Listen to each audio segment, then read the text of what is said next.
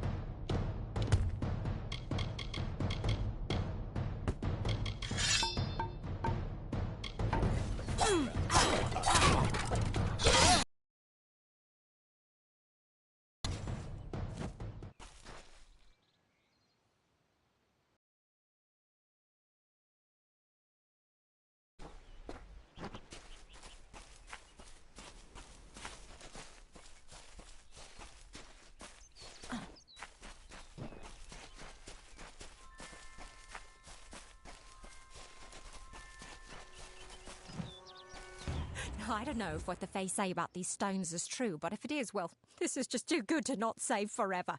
Lystrom was out of town when Artol was visiting. Now, Lystrom doesn't know Artol, and Artol is older and strange. She could be mistaken for a fate weaver. So, when Lystrom came back to town, here was Artol the Oracular. I said to Lystrom, I hear her readings are amazing. You should go. Oh my, you should have seen it. A rooster, she said, will change into a man, and this man will become your lover. He will provide for you, and he will make you laugh, and he will make your life exciting and easier. But, and this is something you can never forget, he must never eat chicken.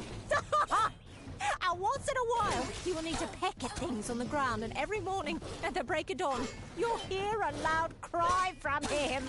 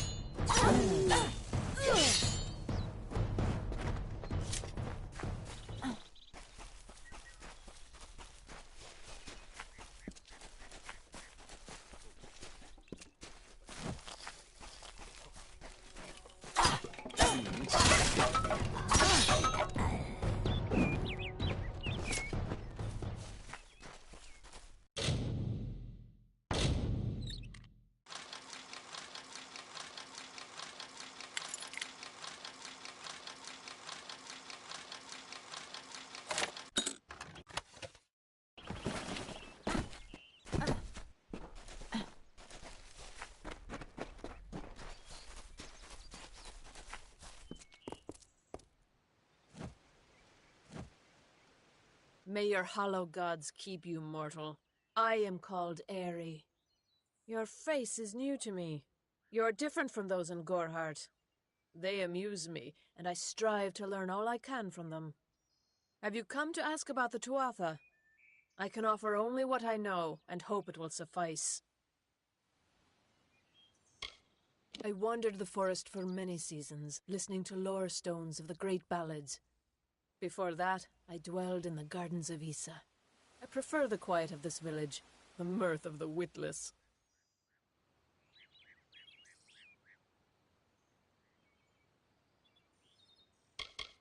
We are kin to the seasons and cycles of all life, to new life and perpetual growth. Mortals may view the warmth of the petals and smell the beauty of a newborn bud, but only Fae know the strength of the roots beneath the surface. Faelands?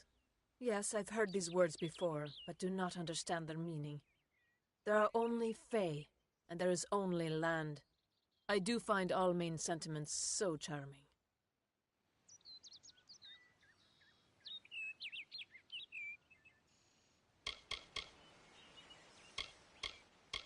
I cannot reveal much. The gardens are the jewel of the summer court, a wonder beheld by few mortals. It is located far east of here in a wood so thick it would devour all but those who knew its secrets. Do not pursue such mysteries, mortal. They are not for you.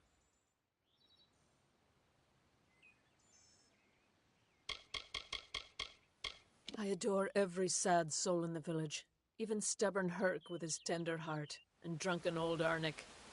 The widow fascinates me. She has no idea that her lover is dead. I watch them from my perch, hoping to learn the meaning behind their pursuits and passions. If I could, I would grant each of them an eternity. Alas, I cannot. They contain memories, great moments, ideas, songs and inspirations. The Fae do not record their words in ink or on paper. Ink fades, paper crumbles. Lore stones mark where our kind has made a lasting impression, where the seasons slowed to take note of glory on a grand scale.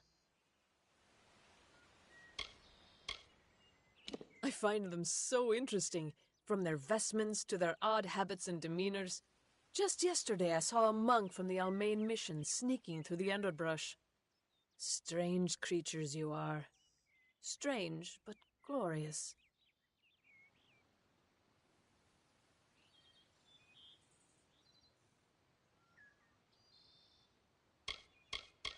I feel them near, flitting through the western woods like shafts of shadow in the sunlight.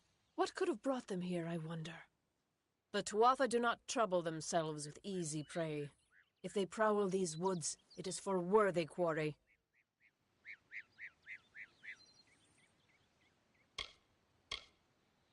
Yes, I witnessed this crime, although I did not recognize the one who perpetrated it. It is often difficult to distinguish one mortal from another. The victim was Illuvia, but I knew her only by name. You must be hoping that I can offer advice, but I cannot. If she is meant for the Great Cycle, then so be it. However, I would be quite interested to find out whether one of my kind would benefit from one of your mortal remedies. I've always wondered. It will need to be powerful. Your delicate forms are far more sensitive than ours. In fact, it's astounding that you survive as long as you do. All of us are at the mercy of the changing seasons, mortal and Fae alike. If it is one's time to pass into the Great Cycle, then we must not protest. The passing is keeping with autumn, and is as natural as the eventual rebirth. Perhaps your mortal apothecary can provide one. You can always create the potion yourself if you possess the skill. Farewell.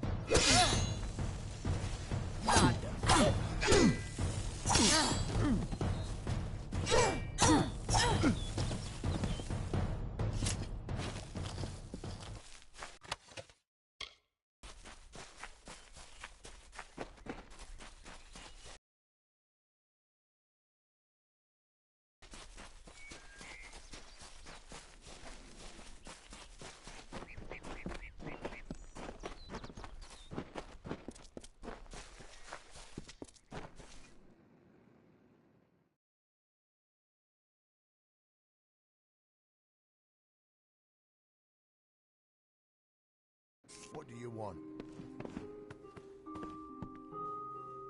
You there? Do you feel nauseous? Itchy? Have you noticed any blood leaking from your eye sockets? I've been noticing the symptoms everywhere. No, this situation could not be any worse. If the Red Legion is involved, then we could all be staring death in the face. What have I done? Haven't you seen it? The grim tower to the west. Avoid its shadow if you can, because what transpires inside Alistar will benefit no one. I would know.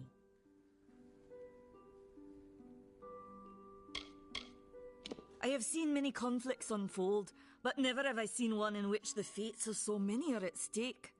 The Tuatha will not settle for simple victory. They want total domination and will do whatever it takes to achieve it.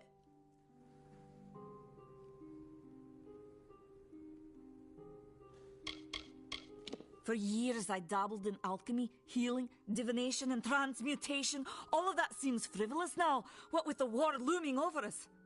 Now I spend my sleepless nights in search of a formula that will end such conflicts forever. Do you really think I'm able to part with anything, much less one of my finest mixtures? This is a place of research. There is no charity. If you must know, my name is Nani Henry, formerly the chief alchemist of Alistar. But you wouldn't know what that is, would you? When the scholars in the tower ordered me to leave the grounds, I took refuge here.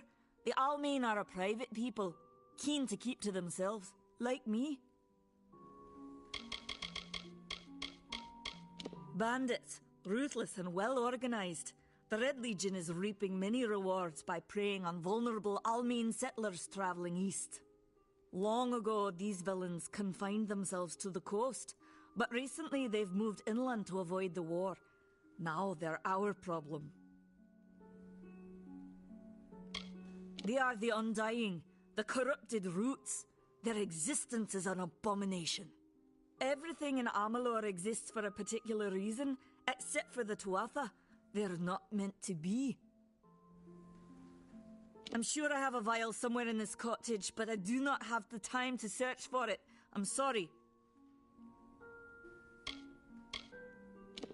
Why ask questions when you could never understand the answers? It's clear your prowess is not with wit, but with a weapon. If you must know, something of value has been stolen. An alchemical formula that, if released, could cause untold devastation. I see its symptoms everywhere.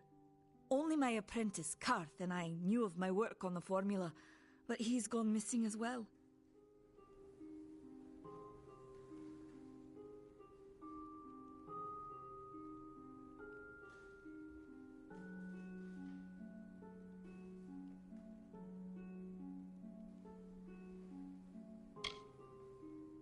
It was an early version, unstable and rife with potential dangers.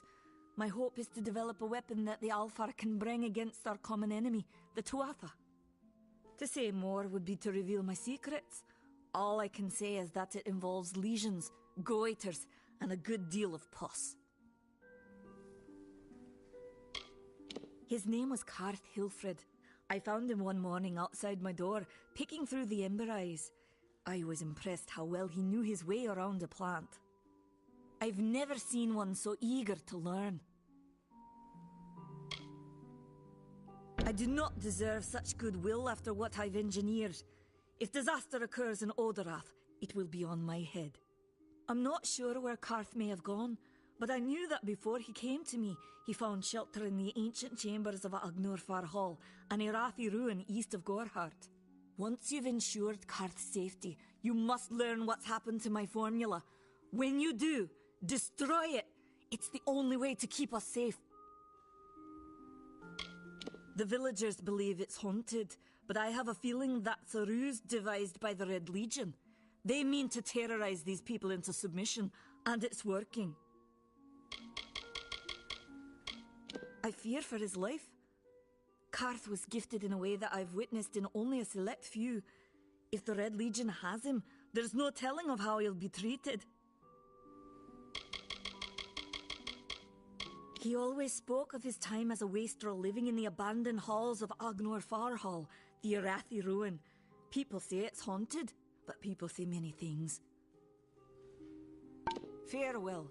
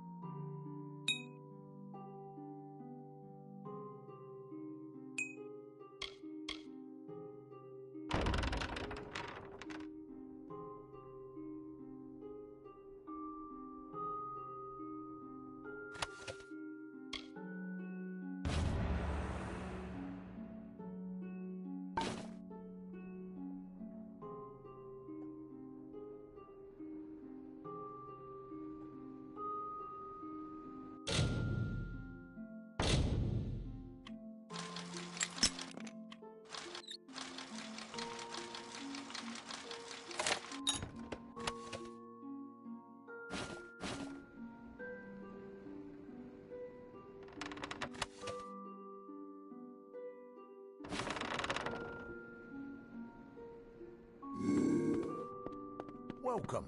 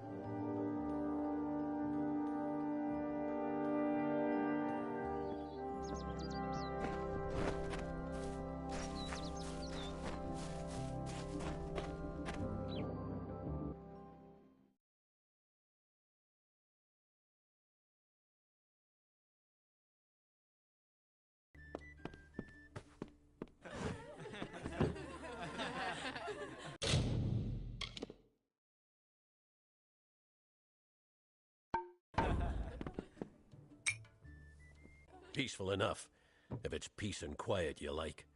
Trouble with bandits and rogues now and then, that's when they send for me. There's a war in the east, and Dalentarth's got our own troubles with the Red Legion thieves. Some say they've seen Tuatha in these parts. Fools. I'll believe that when I see it. That's me, war-sworn since before you've been drawing breath, and Oathblade near as long. Easy now, stripling. Earn your way to Pledge Shield first. Then, in 5 or 10 years' good service, you'll make Oathblade. A name taken by some lot of scoundrels to glorify their thievery. A name breeds fear and doesn't die like a man. But killing the men who use the name is a start, eh?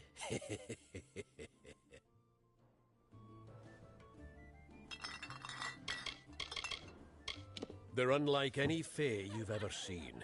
Red eyes to match their armor, and fierce as rabid wolves.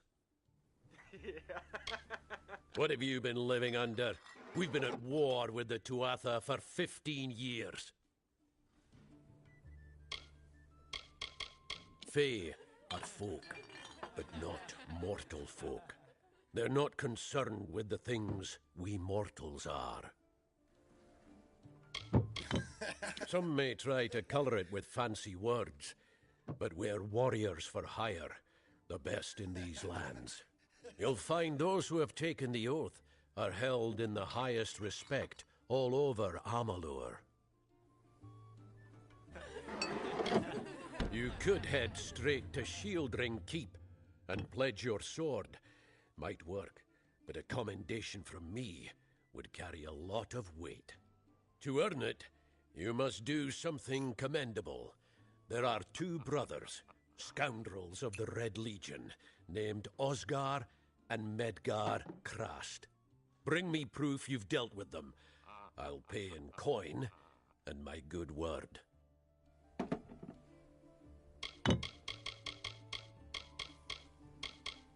We've had our eyes on those 2 for some time. Red Legion scum. They're both dangerous, but it may help to know Oscar favors the bow, while Medgar favors the spear. Shieldring, the oldest home to the Warsworn, in the Feylands at least.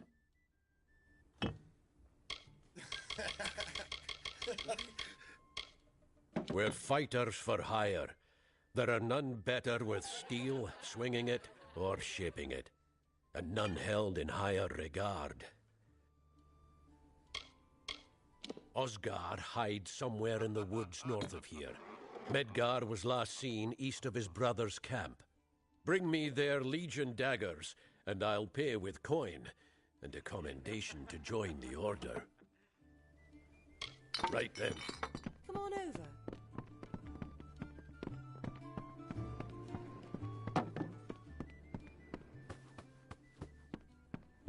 What is it? You made it. Just in time, too. Give me the potion. It will help, but it's not enough.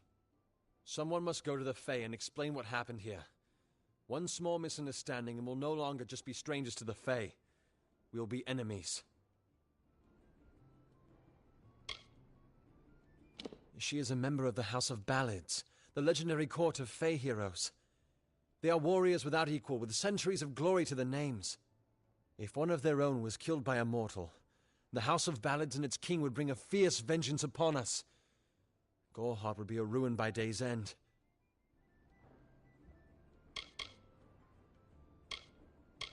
I'm not sure yet, but this is bad. She's Fae. Even worse, she's a knight in the House of Ballads. Fae don't kill their own, so it must have been someone in Gorehart. If the House of Ballads learns of this, the king will burn Gorehart to the ground. They see all mortals as invaders. We could go to the Warsworn and get an oath of protection, but that would require payment. We mustn't cover this up. But who do we tell?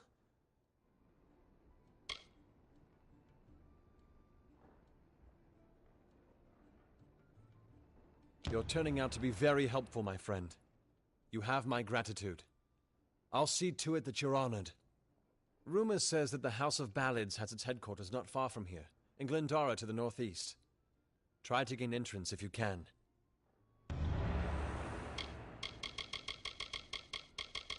All I know is what I learned in my youth. The heroism of King Wenson and his court of enchantments. My gran spoke of them nightly as she sat by my bedside. For all I know, the House of Ballads is nothing more than myth. But I have a feeling that it exists somewhere out in the deep mists of the Feylands. Once they fought the beasts of chaos, marching to glory through many victories. Sadly, they fell, as all great men do. Now they're nothing more than hired blades. Anyone can earn their allegiance with a few pieces of gold. It's east of here, in the meadows of Yolvin. The Feylands are a wicked place, crawling with creatures so strange you'll assume you're dreaming. Farewell.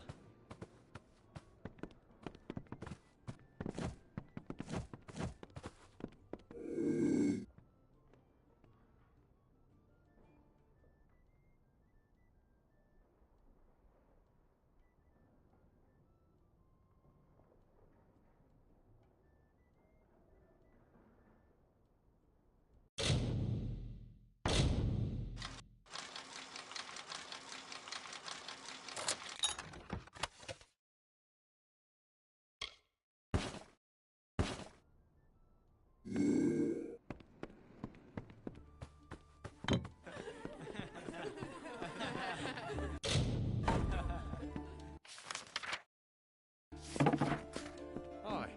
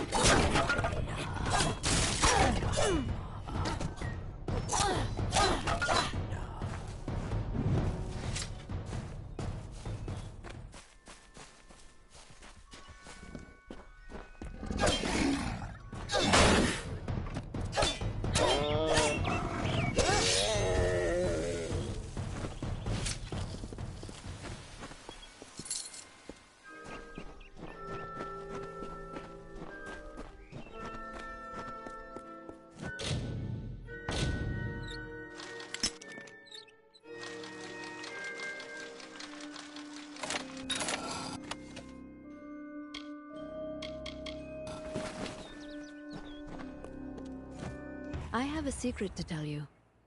I am not sad.